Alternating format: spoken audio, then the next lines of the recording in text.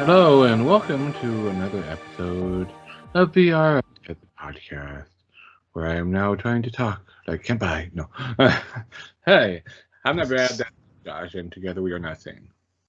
Well, no, we've never have been, but all of a sudden I'm on the YouTube with a midnight DJ on FM radio, reminds me of WPLJ. This is Allison Steele, the night bird.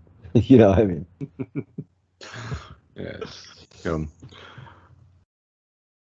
Welcome to Midnight Radio. I shall be your DJ for the night. I know. Now just shut up and play the music. So, anyways, since you will all be watching this video tomorrow, happy 4th of July to all of our American viewers. And happy 4th of July to all of our non-American viewers, too, because we're in America, so for us, it's the 4th of July, where we set up fireworks and hope we don't set buildings on fire. Last night they had a fireworks show behind my building. I don't think they read the calendar correctly. Out here, we missed all of the big fireworks shows, which are still a little bit messed up because of everything going on, but they don't like to do shows at all these different locations on the 4th. They do some on the 28th. They do, like over here in this city, they do theirs on the 28th. Over here, they do it on the 30th. Over here, they do it on the 5th. Over here, they do it on the 1st. Over here, they do it on the... I know. Just do it on the 4th. Well, the crazy part is where I live, I could see 5 different cities' shows from my balcony, which is great. I'm not complaining, but I wasn't really expecting it last night. As I look up and I'm like, what the, Right, and where we are, we have the people around us that do their own fireworks, like pretty much every night for the week and a half leading up to it. Right. And the week and a half after. Yeah, so well, we're not hurting for watching fireworks. No, and tonight. And if you watched Loki this week, you saw fireworks there too. I didn't. I just ended the 2nd episode. I haven't gone any further yet. I do like where it's going, though. I mean, I think that they went completely bananas. But, yeah, as well. They're going more bananas. Cool. Let them go. It's like at this point, just let them go. Yeah, I know Matt, BMFVR, has a theory as to who the real villain is. I'm not going to share it here because it might potentially be a spoiler because he might be right. Okay. But he has a theory as to what's really going on. Oh, I have. He posted it on his Twitter point. I'm sorry, what?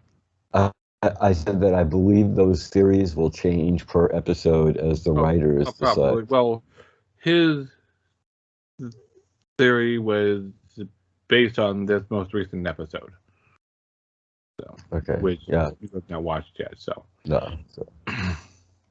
No spoilers and into highlights. So what were your highlights this week, not Brad? Oh, I watched Loki. I got caught up on it because we were behind as well. No, playing some more Forever Bowl. I have finally got a quest in Skyrim that was bugged fixed. Because there is a quest early on in the game where you have to talk to an apprentice mage, so basically, who wants to try out a spell on you.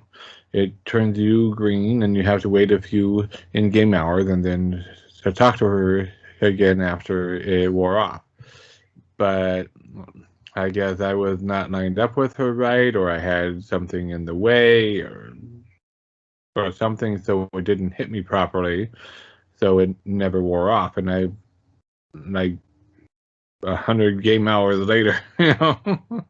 So I had to look up how to fix that with the console command. And so I fixed it. I moved on. I'm done with that quest now, and now I have her as a follower. So instead of a Nikki Crag Jumper, I have Berlina Marion, who is another dark elf like me, and she's like my character, not me, obviously. We all know you. And she is a magic user also, so 2 magic users. And she has a really powerful spell in her arsenal. She can summon a Flame Matronac. And so I can like just send her at a lot of enemies, and I sit back. Well, thank you for taking care of them. Always nice. I mean, it's nice to have an intelligent AI follower as opposed to. Yeah, I mean, Haniki was nice, but she kept walking in front of my flames and then turning hostile towards me, which would mean that I would need to kill her, and then I'd need to reset, revert to her previous save before that happened, and backtrack. So, annoying. Oh, no, I was just thinking of the episode of Rick and Morty where he invents this machine and Morty thinks that he can turn back time and that he can do all these things and just reset time. But he's not resetting time. He's just traveling to a different universe and killing off the Morty that existed in the universe he was in when he did what he was doing. Awesome. Yeah, it was great. You know, he realized he'd killed himself off in like 187 different dimensions and he's freaking out. You know, it's like... Oh, so he's a serial Morty killer, huh? Okay.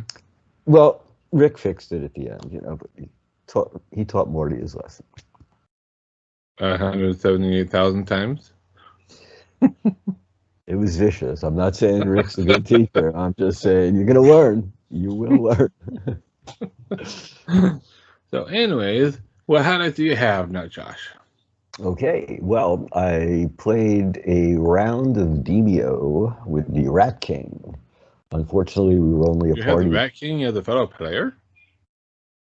The Rat? Oh, I would have loved to have the Rat King as a fellow player. No, he was our combined enemy, but we only had a party of 3. And a party of 3 is never going to make it to the Rat King. Well, it depends. I think a Wolf in VR and Frog might have made it to the end with a party of 2, but I don't know. I have a hard time believing. Maybe, I mean, if you... Well, if you persist long enough and you use tricks like when one of you dies all the way instead of the other person they're giving up or whatever, the person who died leaves the lobby, comes back in, they can now start a new character, and yeah, but that's not winning the game. Sorry, that's Kirk saying I changed the parameters of the test, and we're back to Kobayashi Maru. You know, so no, that's not exactly winning. Winning is staying in the dungeon and making it to the Rat King. Yes, but what you described was hacking and cheating. So. Well, not hacking, just abusing the game mechanics that are already there. Okay. Yeah. Which is what the F-Reality crew were doing. They didn't want to have to stop and to start a new game in their stream, so they kept leaving and rejoining, which works. It keeps the same dungeon going, but you come in as a new character with only a handful of cards, no gold, right? None of the buffs that your character may have accrued. You know, like one of the cards increases how many spaces you can move. Another card increases how fast you are or how strong you are, and that's a permanent for the rest of the game buff. Well, if you use that and then you died and you left the lobby and you came back in, you don't have that anymore because you're a new character. Right, but you'll gain the cards back again as you go through the dungeon. So it's still a. Yeah, I mean it works, but it kind of makes it take a lot longer too, possibly because you're a weaker character just jumping in the middle. You know what I mean? So Yeah, I do. And to me, really, first of all, aside from having fun with people when I'm in the game, I get a sense of accomplishment in actually doing it by their rules as opposed to, right, breaking their rules right, because there's a flaw in the mechanics. right. So, and it's great. And if you really want the urge to play well, you don't want to go through it again. You really do want to finish it as quickly as you can. Right. Right. And the dungeons are huge in this one. It makes the first one look small. Yeah, So. and they reduced the visibility. Well, I mean, we're moving into new releases now, so then this was a new release. So,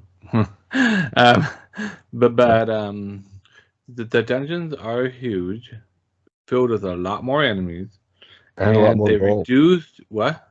A lot more gold as well. Yeah, and they reduced the visibility so that you can't see as far unless you equip a torch. You can either place a torch down and have it be in a specific area, or you can carry it on you, which increases your visibility as you go. Or you could put it on a friend in your party and it'll increase their visibility. Right. Well, they are, I believe, lights up. But if you put Right. it right on the ground, it could be attacked by the other creatures. So Right. And it wears out. It they all only, do. I think, 9 turns that it stays lit for. So Right. when you get a chance to buy it, you should buy at least 2. Oh yeah, you have to Yeah. buy a ton of torches and healing potions, which is they seem to have lowered the cost though. The store seems to be running a little Mhm. less Neiman Marcus and more Target these days. So that's good. And hey, as long as they continue on this path, they're doing Yeah. fine, And Yeah. but there is room to add a few more characters. And Well, yeah. I mean, we know they are working on new characters as well. right, And I thought they were going to be releasing 1 or 2 of them with this update. I guess the new characters weren't quite ready yet. right. So they'll be coming out shortly, I would assume. I was under the same impression, so yeah, it must have been something that they just couldn't work into this DLC right now. Right. Right. So Okay, so I look forward to the next one as long as it comes out within 2 weeks.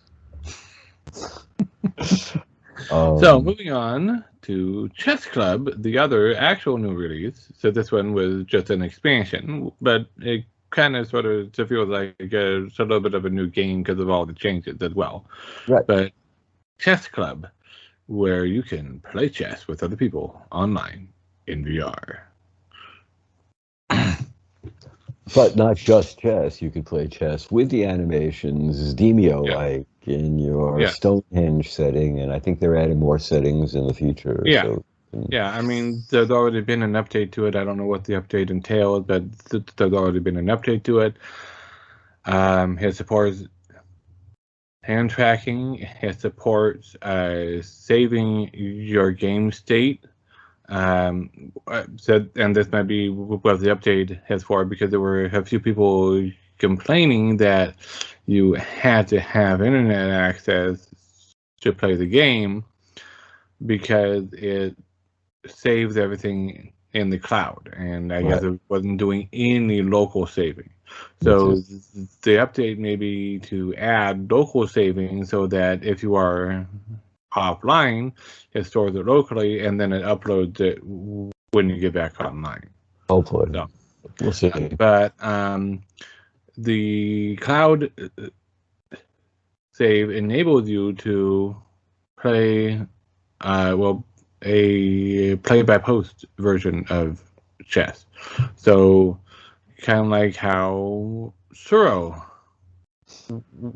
worked as well. You could leave in the middle of a game and then come back to it later, make another move, and leave again, and wait for your opponent to come on and make their move, and Right. I've I decided. mean, that's the way a lot of people used to do it. Is they used to play by mail. They'd send a letter saying or a postcard, knight to F3, or they, yeah.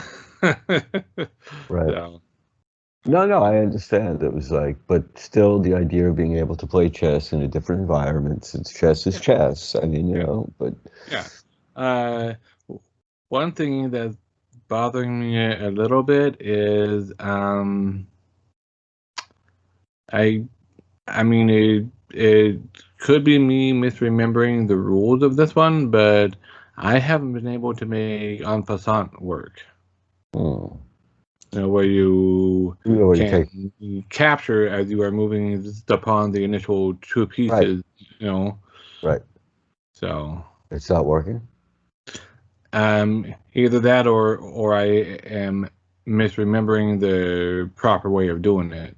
I know that happened to me when I stopped playing for about 10 years, and I went back to the Yeah. game, and it was like, wait, can you do that? Yeah, but no, like I could be misremembering, but it seems like it's not working. But I don't know. I'll give it later. Not a terribly big deal necessarily, but it's a minor niggle that I want to get to figure it out. Is it really not working, or am I misremembering? According to the developers, you're misremembering. We'll see what happens. Probably. Or maybe according to the developers, en passant, what? Probably not, but Right, and you only play one hand, the other hand is side behind your back. Yeah, well, it has multiple game modes. It has, basically, it's got blitz, fast, a little bit longer, and a lot longer. Okay. And you can play ranked or you can play friendly. All the not friends are over here on this side, and you can to pick up their player icon, and then it pops up with the menu, and you can send an invite to them. All of your friends are over here. I have Mikey and William before. I'm never sure how you're supposed to actually pronounce his name there. In before. Yeah, I usually say in before, but it's. Yeah. So, our friend from Spain. Let's say that. Okay. Well, you'll see my chess piece in the next day or so. Yeah. So, and again, you can just pick it up and send an invite. So, the main menu is pretty cool looking, I feel, and the game works smoothly. And I can see why some people said that the animations of the Stonehenge environment felt a little too slow, but chess is not known for being a high octane, high action game.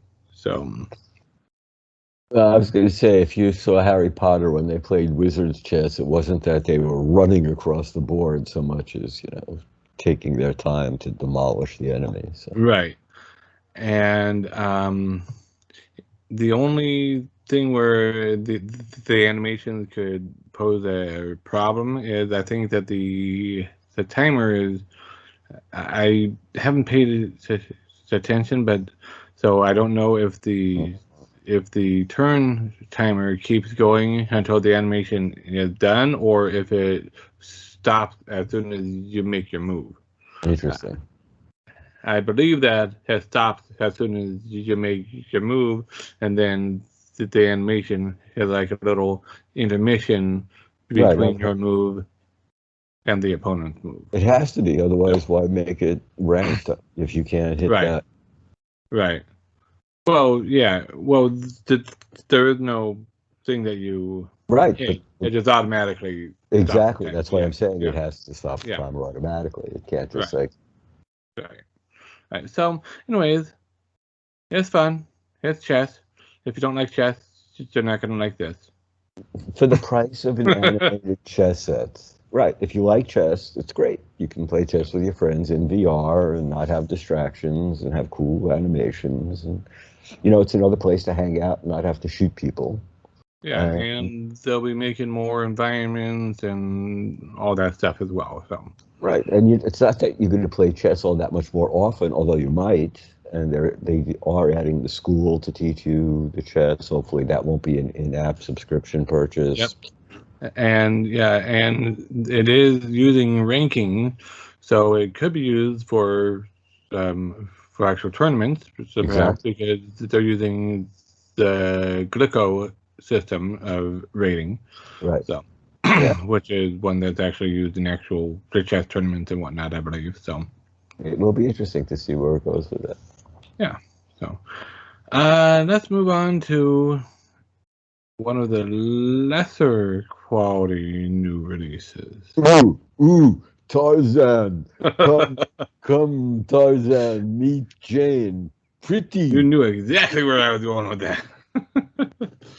I am Tarzan, Lord of the Jungle.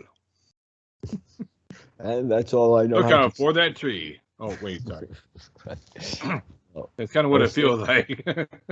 Yeah. It feels more like it should be George of the Jungle, but it's Tarzan. How did it even get out of? I mean, well, no. Here's the thing: this was out on Steam already, and it's exactly the same as this. People already knew how bad it was.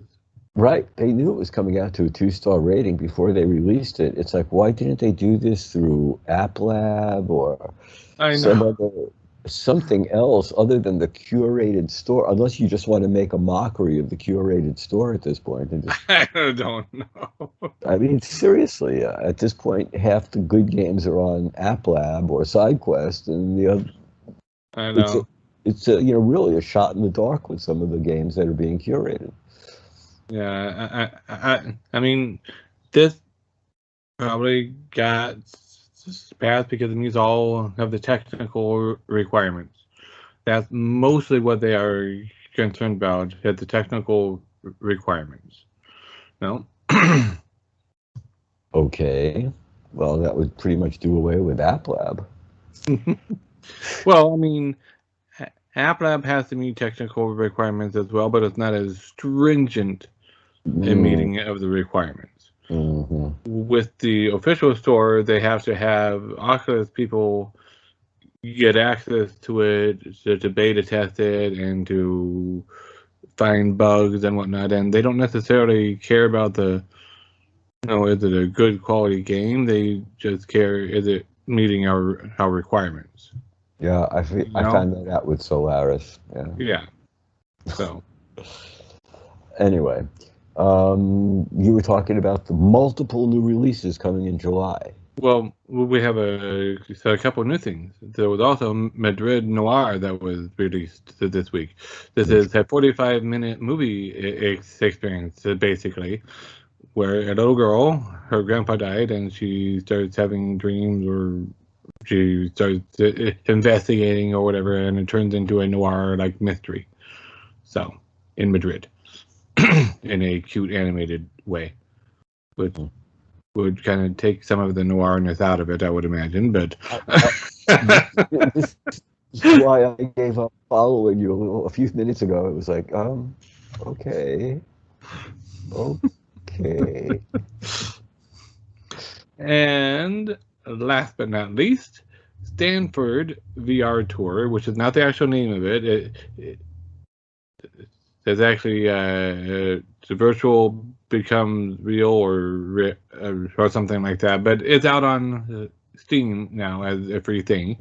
This is what the first 24 people every day used to get to experience when they visited the Stanford VR campus, office, complex, whatever you want to call it, and what the Zuck himself got to experience way back when in 2014.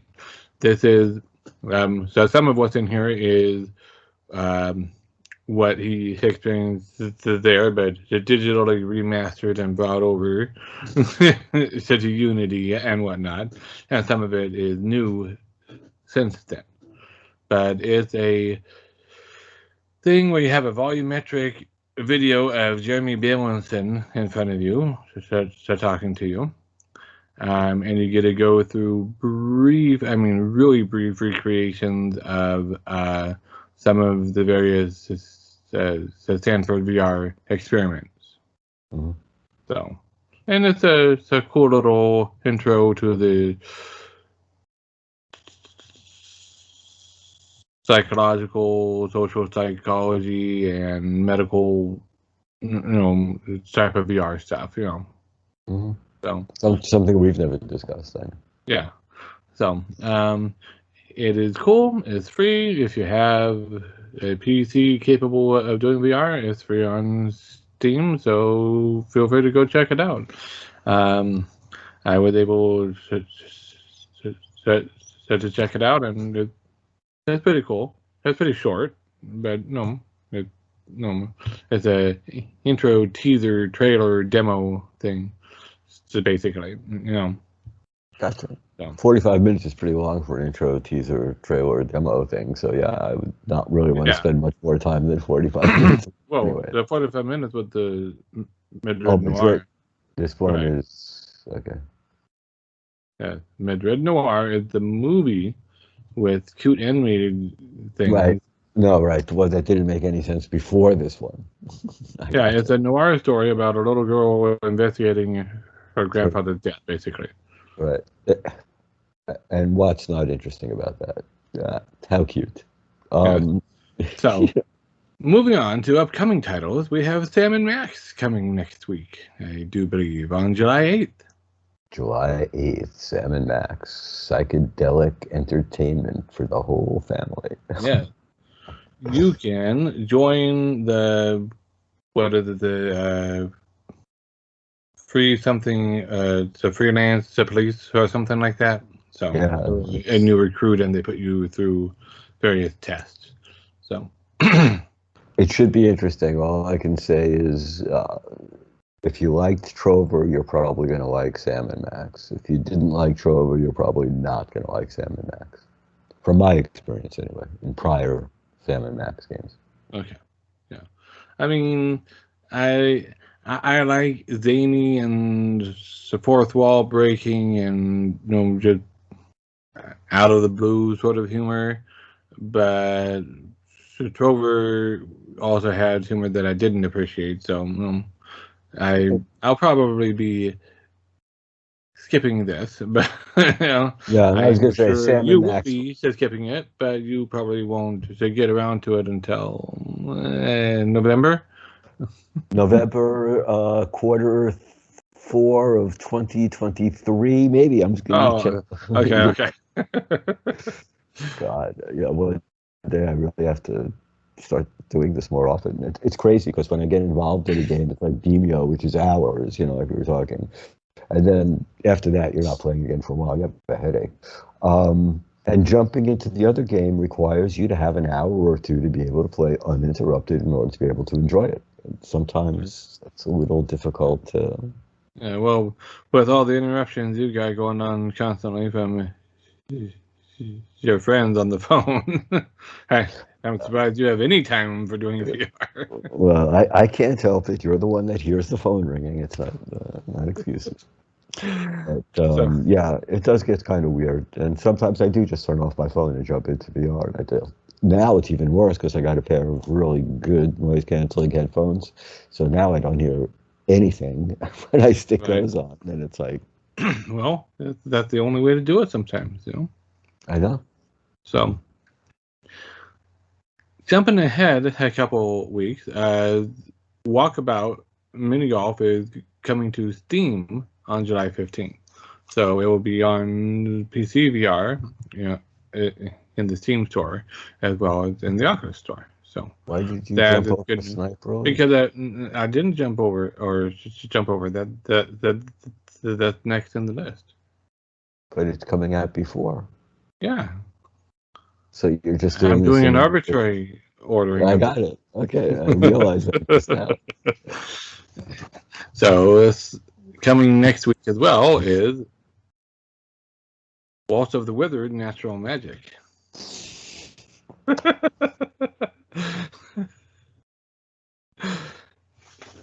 So, Fine. I'm just messing with you. No, so Sniper Elite is coming out next week on the 8th. It's a highly hyped game, even if Upload VR doesn't know how to properly reload a bolt-action sniper rifle. Not all of us are born with that ability innately. However, I will say that I do know one person who will remain unnamed, Mikey, and who was really hoping to dislike this game because. He doesn't want to spend more money. Correct. And I looked at the game, and I must say that how could you? This game looks outrageous. It really does look very, very well done. Yeah. So, It looks very well done.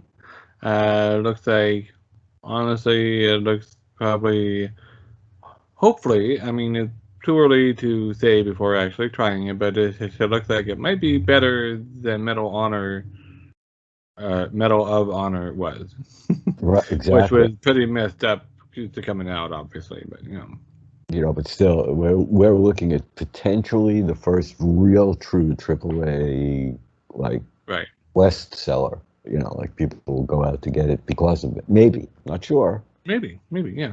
But it does look like potential. But yeah, for those not know, the reference I was making to Upload VR and the reloading of the bolt action sniper is evidently they were holding it out here, and then they'd have to change their stance because they let go with their support and to do the reloading and turning it over, so they lose their line of sight on the target all the time. Mm-hmm. The way you are supposed to do a tactical reload, I guess, of a sniper rifle is you have your target in your sights, and you, with your shooting hand, come and pull the magazine out, right. Put the new magazine in, pull the lever back and whatnot, because that way it's still pointed right at the target. Exactly. You don't take your eye off the target. Right. And make sure that you have those extra magazines next to you so you don't have to look for them. Right. So, obviously they don't have sniper down. So it's pretty standard. But yeah, it does look like all of that's going to be required here. The scopes look great. Handhelds look good. Even the hand grenade and the bullet time X-ray thing. Yeah, no. And the grenades can be point and click, or you can actually throw them. Correct, which will be a first. Yeah. They're supposed to have real grenade throwing mechanics. So this will be fun. And it'll be interesting to see it versus Pop 1. Yes. That's going to be really. Well, I mean, those are two completely different genres as well. But yeah, absolutely. But they're both at the height of they'll be the ones that'll be easiest to compare in terms of high quality gaming, shooting, all of that type of stuff. Right. Interplay, all of it. It's just. Yeah. So, anyways. Jumping way ahead toward the end of the month, just a little bit of a teaser that the game called Arcsmith that is coming out on July 29th. It looks to maybe be interesting as a puzzler, a quote unquote a quirky puzzler. That's what I'm keeping like a sliver of my right eye on. Yeah, I watched the trailer, and I have to say that the trailer really does look pretty boring. I mean, the concept is an interesting one, but right. Well, it could just be that they don't know how to make trailers. A lot of people don't. know how to make an interesting trailer.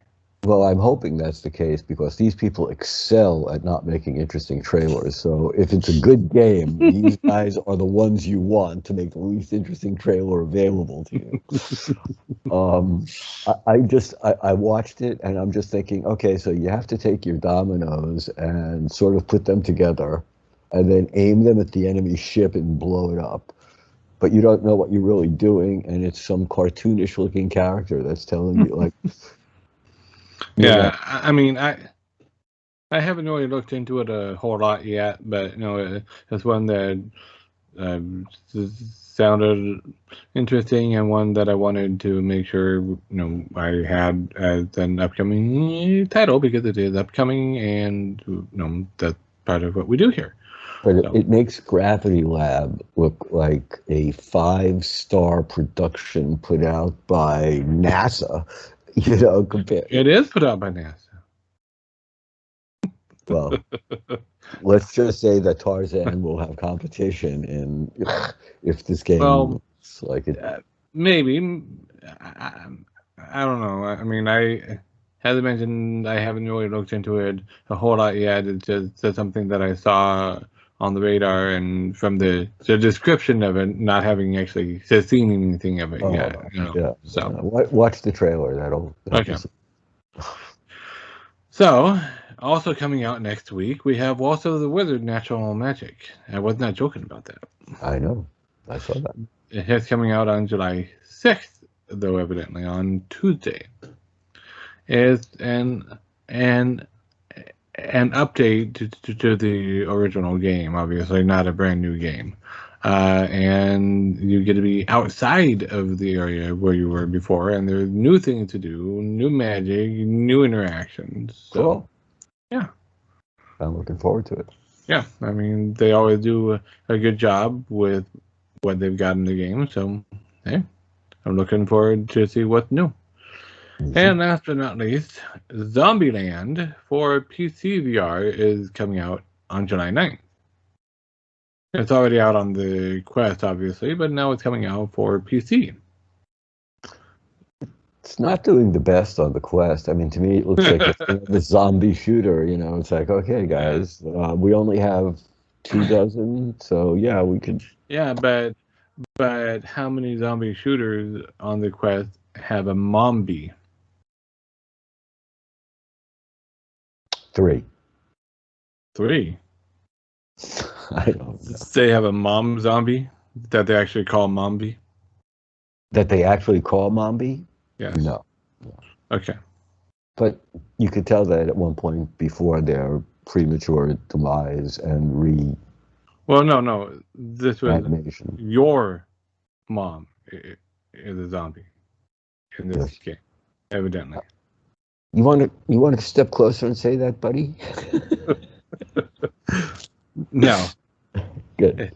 Evidently, from what I gathered from what I've watched of the videos of this, in the tutorial, basically, you have to kill all the zombies that are in your house, of which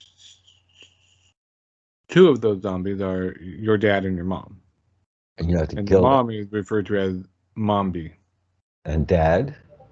I think it's just dad or dad zombie, or I don't know. It's a little bit harder to make a good portmanteau of that, Really? Dead. Yeah. What? Dead dad. Dad. Dead dad. Dad. Dead. Whatever. Okay, you're right. It's hard.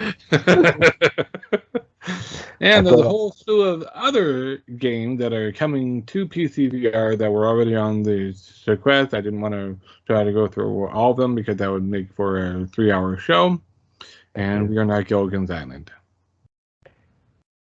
I know, and that's the tour, and I'm not going to sing because I like you people, so I'm going to save you. But yes, the minnow did start getting tossed. So, moving on to news, we have some. I didn't put a headline on this, but there is more advancement in the augmented virtual human future of medicine. basically. Wow, that is the most nothing I've ever heard put into those. Hey, you're the one who sent me that article. I know. Well, to me, it was just kind of fun. It's like, that's how they sum up the fact that the entire future of medicine is being changed by augmented and virtual reality. They sum it up by saying this crap. Yeah. This word salad, yeah.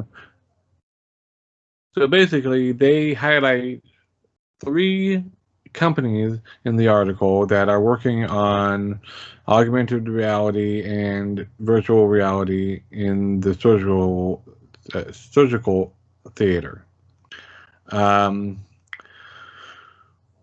They talked about the first ever AR guided total hip replacement and how that uh, has can lead towards AR guided more surgeries and knee replacements, which are more complicated, and Right. and there's an app for the HoloLens 2 called Hip Insight, and it's received clearance from the FDA in January, and it's basically it overlays the 3D images of the patient's actual body and all that, and and there's a company called Proximie, Proximie, which is taking the premise of remote surgery to the next level, which is using AR and Robotics. VR and robotics to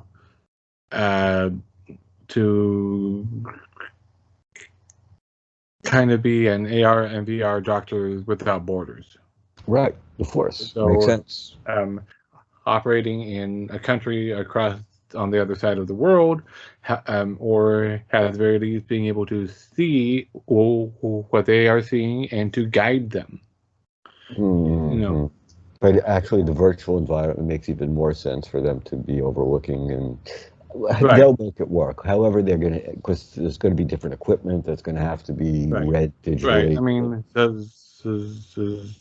the Proximie is the overseeing other people. It's not the robotics part. The robotics is actually the last one, which is Vicarious Surgical, which sounds to me like is very much inspired by Ready Player One, because wasn't it called Vicarious Games? That was. It was. And I was thinking the same thing when you just said that, vicariously. Yeah, no, that's... This is a Boston-based search company, and Boston is really big on robots, Boston Dynamics and all that. And they are combining surgical robots with VR, which allows surgeons to basically control a laparoscopic robot within VR. There's a 360-degree camera in there, so they can turn and look anywhere they want just by moving the head. And the robot arms have 9 degrees of freedom movement, which is they have shoulders, elbows, and wrists. So anything our arms can do, they can do. Right. And they can rotate, any direction, so that they can go exactly where they need to go. And the little demo video shows them tying sutures with the robots, and Right. So, basically, they're doing what Lucas did when he did Star Wars and got the models to repeat the identical procedure over and over again. So yeah, it's great that we moved all the way into 1979 and popped it into VR and AR. It is kind of, when you think about it, like pastime. Well, I mean, the individual pieces of the technology have all been there for a while. It's just now they're all starting to come together in the right way. I would have thought that this would have been a Musk type deal, or I would have seen some anybody thinking this through a little earlier. It seems like it's very late in the game to realize that this all goes together. Oh, yeah. Well, anyways, moving on. And speaking of App Lab versus the curated store, and Tarzan versus another gorilla-themed game, Gorilla Tag evidently has had 576,000 unique players, and it's on App Lab. Right. I know, and I think Tarzan's had 8 unique players, and Probably 8 unique players that didn't refund it. Yeah. maybe that didn't refund it. That actually panned it before they refunded it. Yeah. Oh, okay. Yeah. Even Seba. I mean, come on. Even he was like, "Yeah, buy it, pan it, return it. This is bull." It's like, oh man, and Seba is saying that. That's bad. Yeah. So yeah, it's yeah. But yeah, Gorilla Tag is doing very well. If he were, and it's a solo dev, and if he were monetizing it, wow, he'd be Doing well. growing. It's crazy. It really is. I mean, it's got DLC now and hats and whatnot, but I forget if those are ones that you have to buy, or I think they are, but I'm not sure.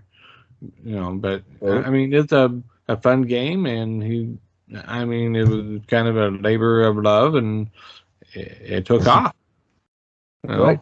So. Well, I can't wait to see some of the multiplayer games that Impossible Robert's going to come out with. Those should be. Oh yeah. That'll be fun. Oh, I know. Yeah. And VRChat raised $80 million in Series D funding for digital economy building. But basically, that's a fancy way of saying they want their room creators and avatar creators to be able to make money within the game.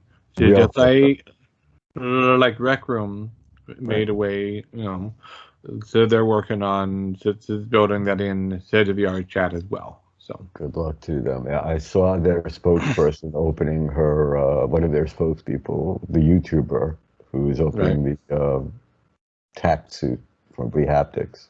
Oh, yeah. Yeah. Yeah, that was kind of a little bit of a train wreck video. I was just trying to understand what I mean, yeah, never mind. Let's just move on. If anybody out there has seen it, you know why I'm having a hard time still. Well, it's like they didn't understand the cultural context of what it was they were saying. They didn't understand what they were saying. That's just it, is that these people made less sense than the gorillas in Tarzan. Ooh, ooh. I mean, it was... Anyways, moving on, because I don't want them to come across this and feel insulted. But it was good. Moltenarity from X-Magic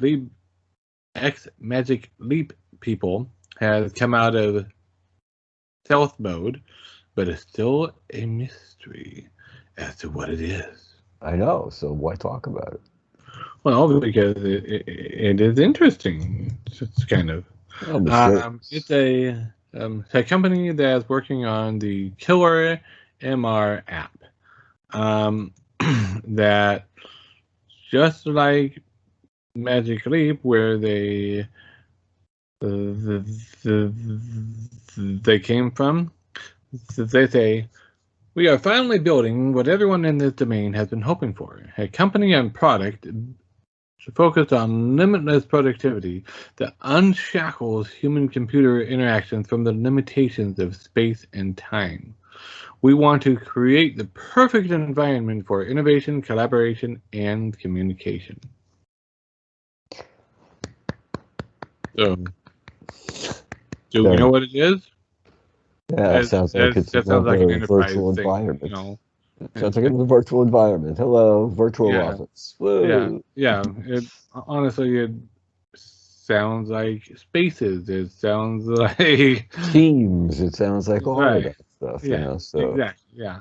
you know, it's funny because just mentioning Teams, it's like Microsoft keeps saying how they don't care about VR, they don't care about VR. Meanwhile, they're releasing their new flight simulator specifically with the VR updates that they've made. Right. And on that note, there was one thing that I forgot to write in here, but the modder that was behind the Alien Isolation VR mod and who was working on a full motion control mod for Halo has been hired by Microsoft. So he's now working at Microsoft. Right. And chances are he's probably just doing more mod and other stuff of that nature, but it could be a sign that they are starting to get a little bit more serious about VR. Oh, well, once again, considering it's built into the operating system for the last Right. several years. Well, and that, yes, but I still don't see VR coming to the Xbox anytime soon. But if they are hiring a modder that did a good job at making VR mods, I mean, he's done other stuff too. But right. Well, that could mean that they want someone that's good at working with VR on their PC software team. well, if you've been looking at Windows 11 and the fact that basically Windows 11 and Xbox are going to merge the PC and the game console, then yeah, they could take VR over like that. Yeah. So, Yeah. or AR. So they can just sit back and let everybody else fight it out and see who's going to get there and then just, you know, develop. Right. Well, the only downside is their headsets are not as good as the other headsets. So their hardware is not as good. But that can be improved. The reverb so some of better. the stuff is, but I've heard issues with Reverb 3, you know, or Right. G3 or whatever. And I would expect to see more, you know, because once again, they're just doing it, but they've got so much to go on from what other people have developed in the meantime. Right. So. Right. But yeah, I mean, I'm not trying to say that, oh, hey, we're going to see Halo in VR. Or, well, no, probably not anytime soon, but maybe. No? That's just it. You could see it. You could see it next month for all we know. You know. Right. Who knows? I mean, Microsoft, it quite possibly could be saying one thing publicly with the Xbox, and all the while behind closed doors in stealth mode, they're building Xbox VR. Well, that's just it. It's like I said, if you read Windows 11, merged, you know, Xbox on your, you use your the Game Pass, and Windows 11 lets you play your Xbox games, and use your Windows mixed reality headset. Bam, Xbox VR.